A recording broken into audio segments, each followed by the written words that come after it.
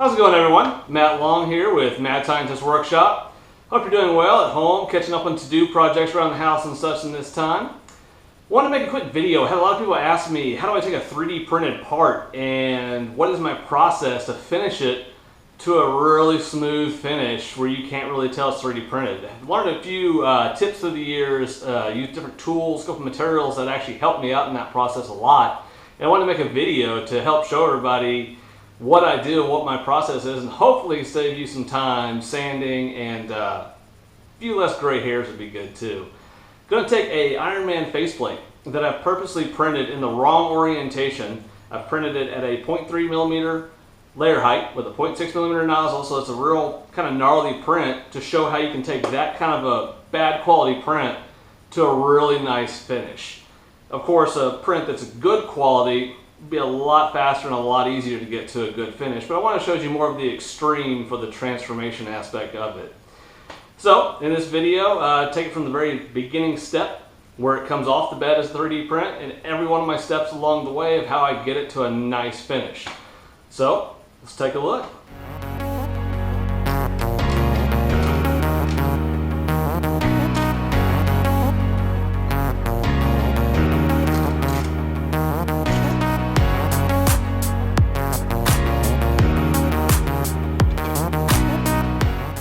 As you can see, it's a very rough print with a few gaps between some of the layers at the start of the print. I always start sanding with my DeWalt variable speed DA sander at the lowest speed setting with about a 200 grit sandpaper. Gets all the rough edges off and knocks it down to a good base smoothness.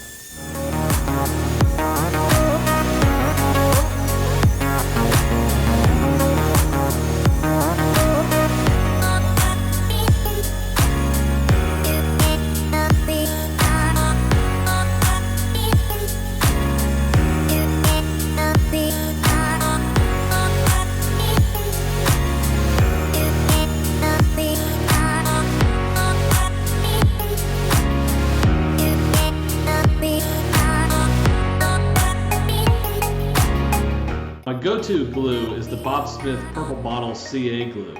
That with its spray activator is just a wonderful combination. Just be careful not to get it on your skin, as it does burn a little bit.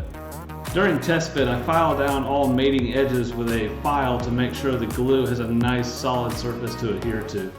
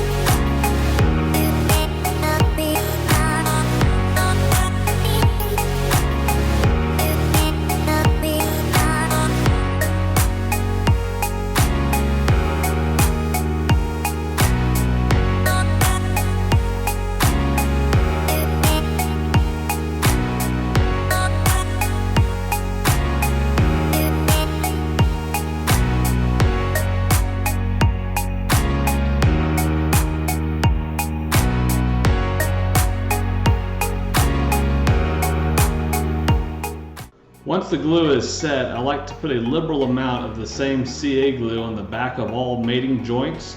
Spray activator on that just to make sure it's a little bit of an extra bond.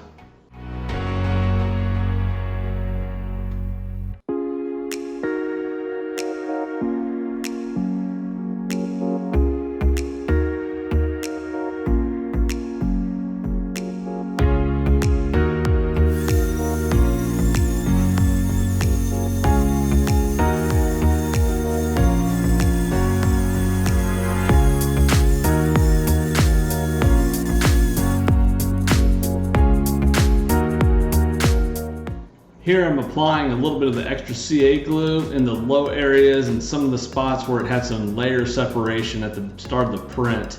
This will just let it get down in those areas and solidify the strength for the faceplate.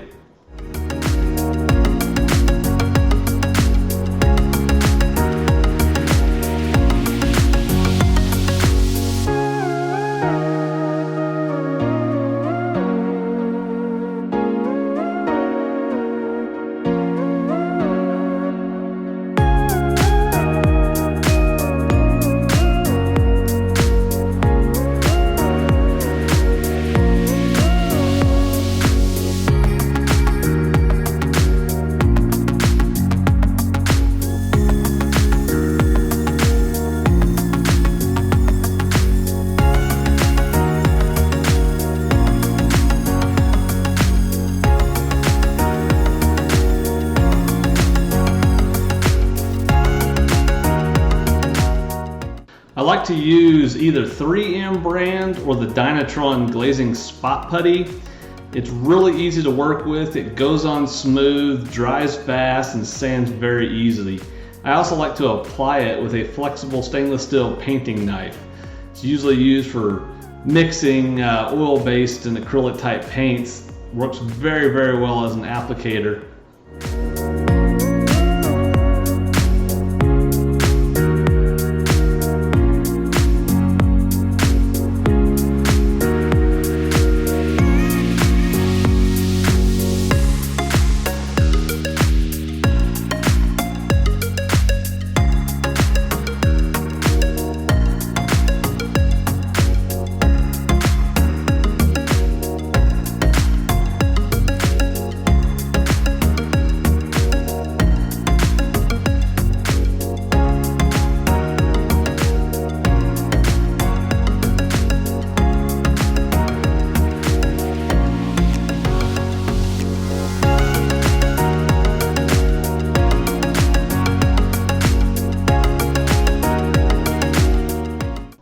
As you can see, it's already starting to dry. The spots that are lighter in color are the actual glazing putty that's drying. Just make sure to give it ample time. Overnight is usually best for any thicker areas.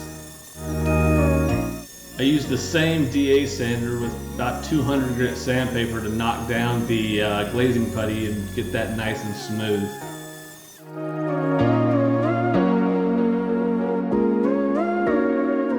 A hobby file is one of my go-to tools for cleaning up edges and getting those sharp details back on a 3D printed part.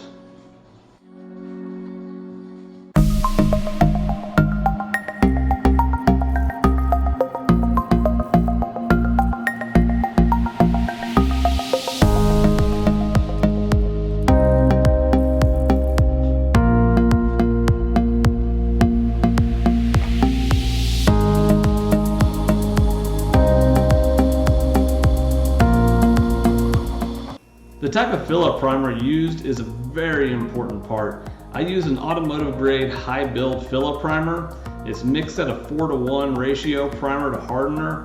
The great thing about this is it builds a lot higher than most other primers and is very, very easy to sand once cured.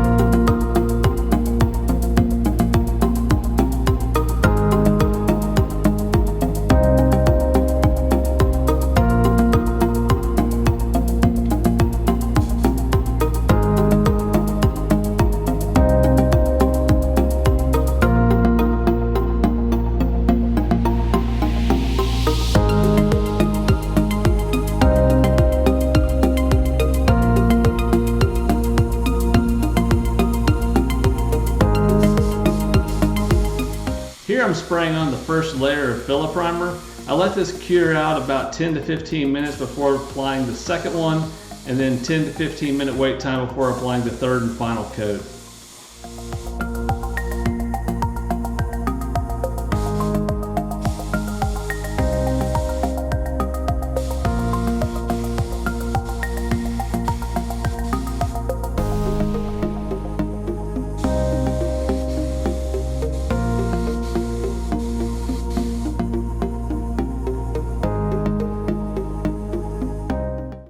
While still wet, I dust on a flat black spray paint as a guide coat.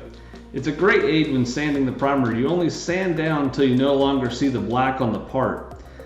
Then you will know it's smooth, as the black will be seen in all low spots in the primer. So once the black is gone, you have the part smooth.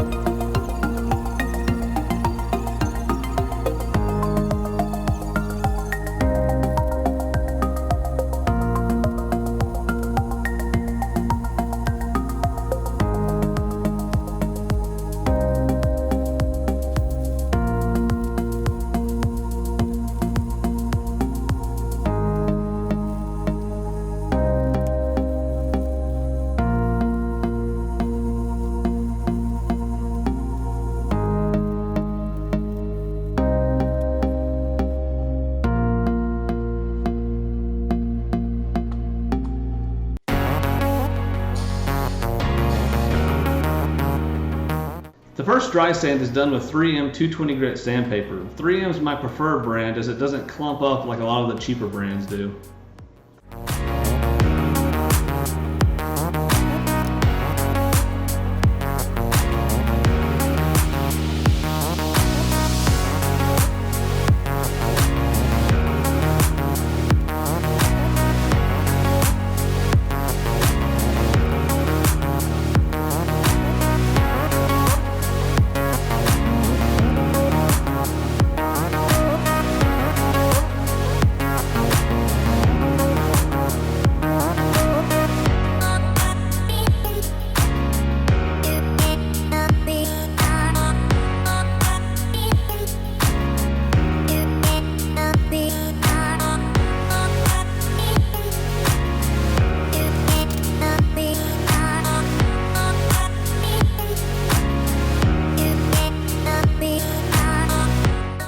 Here I'm using the hobby files again for a little detail sanding to make sure I get those lines just right.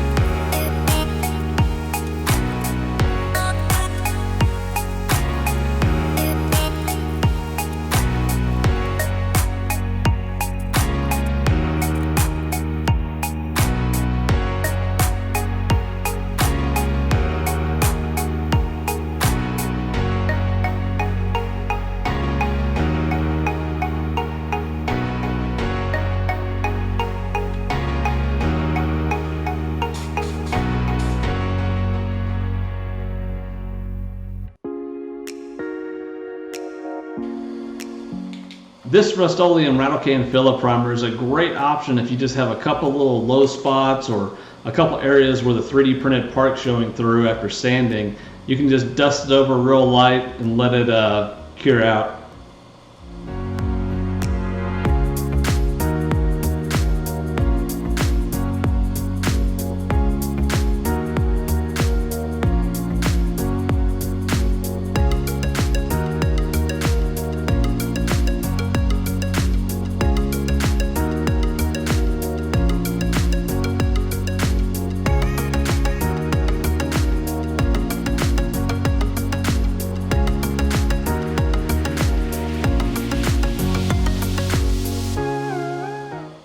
After any application of primer, I always recommend another guide coat just to make sure you get it sanded smooth.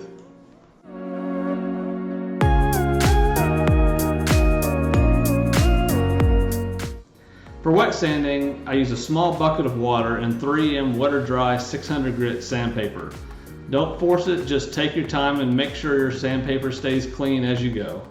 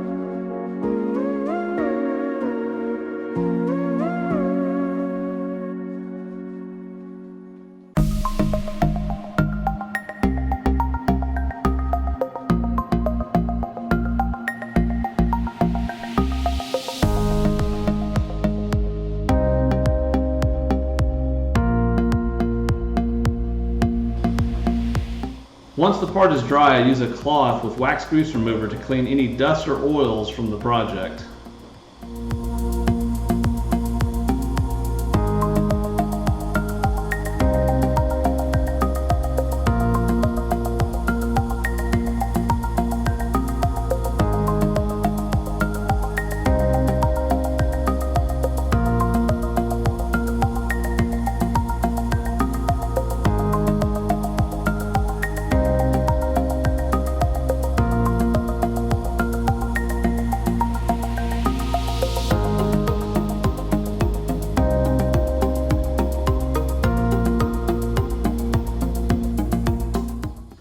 For the faceplate, I chose to use a gloss black automotive single stage enamel paint. I picked this one up from Summit Racing.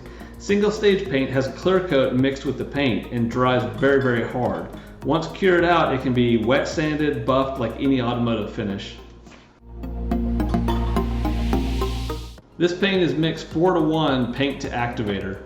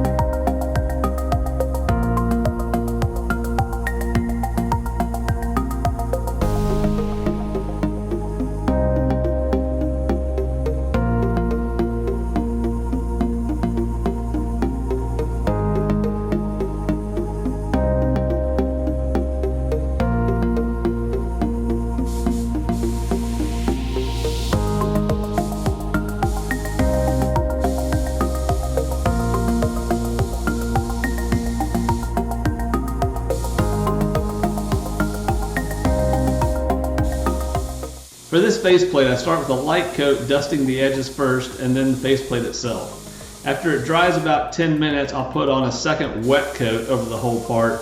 After about another 10 to 15 minutes, I'll apply the final third wet coat.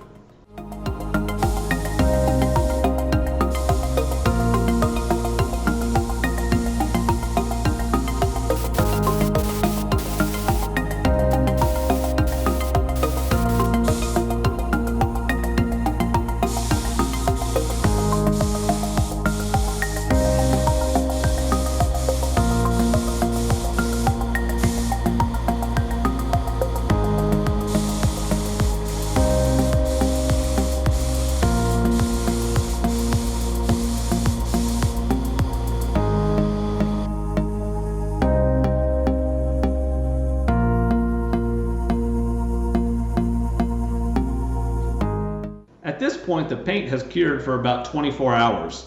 I'm finishing the faceplate in Alumaluster from Imperial Surface as it's fun to spray and looks absolutely amazing. It comes ready to spray, just be sure to shake the container well before you put it in your paint gun.